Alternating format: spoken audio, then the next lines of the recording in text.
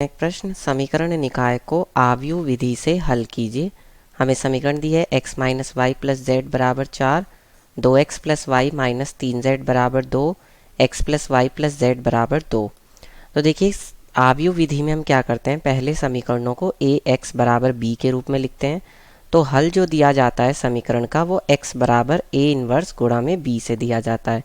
इसका मतलब हमें a इन्वर्स यानी a का व्युत्क्रम ज्ञात करना पड़ेगा। तो एक आव्यूह होता है, उसका व्युत्क्रम कैसे ज्ञात करते हैं, एडजॉइंट ए यानी कि उसका सहखंडज ज्ञात करते हैं और बटे में सारणिक ए का मान। अब यहाँ पर हमें ए आव्यूह लिखते हैं। तो ए आव्यूह क्या होता है, जो कि ए के क्या होते हैं, यहाँ पर एक्स वाई जेड के जो गुणांक होते हैं समीकरण में वो आते हैं। जैसे एक्स का गुणांक 1 है, फिर वाई का -1 है, फिर जेड का 1 है। फिर दूसरी समीकरण में एक्स का गुणांक 2 है, वाई का 1 है और जेड का -3 है। फिर तीसरी समीकरण में तीनों के गुणांक क्या हैं, 1 1 1 है। और x वो आव्यूह होता है कैपिटल X जो हमें जिनके मान ज्ञात करने हैं, जैसे कि x y और z। ठीक है। और b कौन सा आव्यूह होता है, b वो आव्यूह होता है जिसके जो अचर पद हमें दिए गए होते हैं तुलना के रूप में, जैसे 4 0 और 2। तो ये इसके अवयव हो जाएंगे 4 0 और 2। ठीक है। अब हमें ए इनवर्स निकालने के लिए सबसे पहले सारणिक ए निकालना पड़ेगा। तो 1 के सापेक्ष प्रसार करते हैं तो कितना आएगा, ये 1 एकम 1 और माइनस माइनस प्लस 3 एकम 3। फिर माइनस माइनस प्लस 1 के सापेक्ष प्रसार होगा तो ये आ जाएगा 2 एकम 2। ठीक है। और 3 एकम माइनस माइनस प्लस 3 हो जाएगा ये।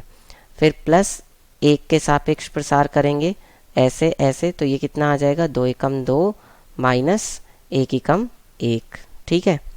तो इसका मतलब कितना आ गया, ये 3 और 1 4, 3 और 2 5 और 2 में से 1 गया तो 1, यानी ये आ गया आपका 10। तो सारणिक ए का मान तो आ गया 10। अब हम ज्ञात करेंगे इसके सहखंड अवयव यानी a11 a12 a13। ठीक है। फिर a21 a21 a22 और a23। ठीक है। फिर a31 a32 और a33। अब इनका जो चिन्ह लगाया जाता है वो ए आई जे, अगर मान लीजिए कोई अवयव है तो उसका चिन्ह लगाया जाता है -1 की घात i प्लस जे से। तो जब आप इस सूत्र से यहाँ पर चिन्ह लगाएंगे तो इसका चिन्ह धनात्मक आएगा, इसका ऋणात्मक आएगा, इसका धनात्मक आएगा। आप ये भी कर सकते हैं कि एक बार धनात्मक चिन्ह लगा दें, एक बार ऋणात्मक और एक बार धनात्मक। उसको हम बोलते हैं एकांतर क्रम में चिन्ह लगाना, ऋणात्मक ऋणात्मक। ठीक है। अब a11 तो कितना हो जाएगा, 3 और 1 4 हो जाएगा, और ये हो जाएगा आपका 5 और ये हो जाएगा आपका 1। फिर a21 ज्ञात करना है हमें। तो a21 मतलब ऐसे और ऐसे, तो ये हो जाएगा 1 एकम 1 माइनस का और 1 एकम 1 माइनस का, यानी ये माइनस माइनस प्लस 2 हो जाएगा। ठीक है। उसके बाद a22 यानी ऐसे और ऐसे करेंगे तो 1 की 1 में गुणा हुई, 1 की 1 में गुणा हुई, तो 1 1 ये हो गया आपका 0। ठीक है। उसके बाद a23 यानी ऐसे और ऐसे, तो क्या होगा, 1 की 1 में गुणा, 1 एकम 1 और माइनस माइनस प्लस 1 हो जाएगा, यानी ये हो जाएगा 2। तो ये आ गया आपका क्या, माइनस का 2।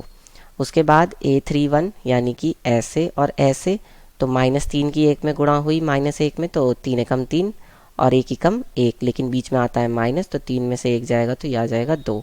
फिर उसके बाद a32, तो a32 मतलब ऐसे और ऐसे, तो -3 एकम 3 और 2 एकम 2, वो भी माइनस का, तो -3 और -2 यानी माइनस के 5, तो माइनस का 5 आया, यानी ये प्लस का 5 हो जाएगा। फिर a33 यानी ऐसे और ऐसे, तो 1 एकम 1 और माइनस माइनस प्लस 2 हो जाएगा, तो 1 प्लस 2 यानी कि 3। अब हम लिखते हैं सी आव्यूह जो कि ए के सहखंडों से मिलकर बनता है।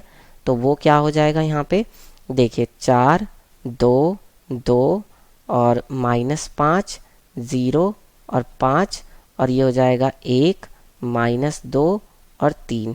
ठीक है। अब हम एडजॉइंट निकालेंगे। तो एडजॉइंट ए क्या होता है, जो सी का परिवर्त आव्यूह होता है।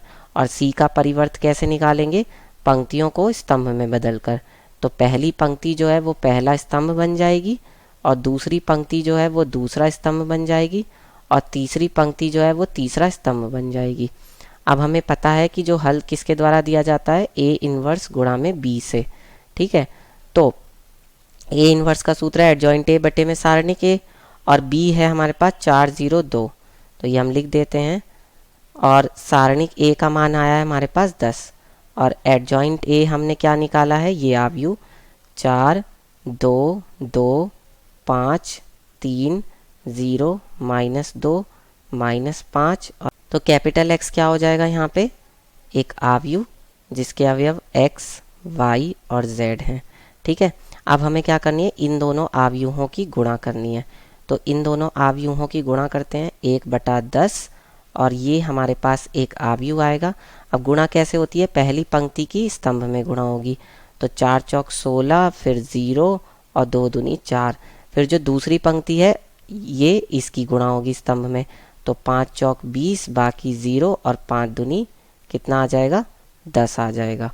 ठीक है, फिर जो तीसरी पंक्ति है उसकी गुणा करेंगे, तो 4 एकम 4 और फिर 0 और 3 दूनी 6। तो ये हमारे पास क्या आएगा, एक आव्यूह आएगा। इधर तो हमारे पास क्या है, एक्स वाई और जेड हैं। ठीक है, और यहाँ पर हमारे पास क्या आ जाएगा, 1/10, और ये हो जाएगा देखिए एक आव्यूह जिसके अवयव 16 और 4 20, और ये हो जाएगा माइनस का 10, और ये हो जाएगा प्लस का 10। तो 10 से जब इसे भाग देंगे प्रत्येक अवयव को, तो क्या आएगा, ये 2 आएगा, फिर ये माइनस का 1 आएगा और ये 1 आएगा। तो अब हम यहाँ पर क्या कर सकते हैं, तुलना कर सकते हैं। तो जब तुलना करेंगे तो तुलना से हमें क्या मिल जाएगा, x बराबर मिलेगा 2, ठीक है, y बराबर मिलेगा -1 और z बराबर मिलेगा 1।